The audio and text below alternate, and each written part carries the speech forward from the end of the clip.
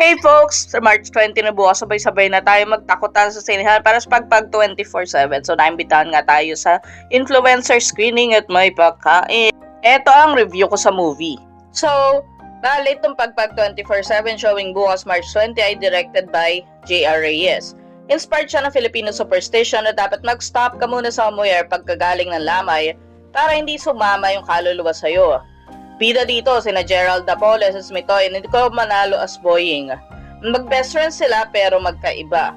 After na insidente sa convenience store, ay magkakaiwalay sila pero magkikita ulit magtatrabaho sa isang punerarya.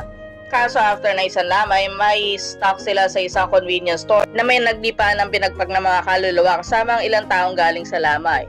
Old school comedy style siya and maraming punchlines. Hindi siya horror na horror talaga and pinaka-okay na casting for me is si Dindo Arroyo kasi he reminds me of Undertaker sa WWE. Medyo nabaan lang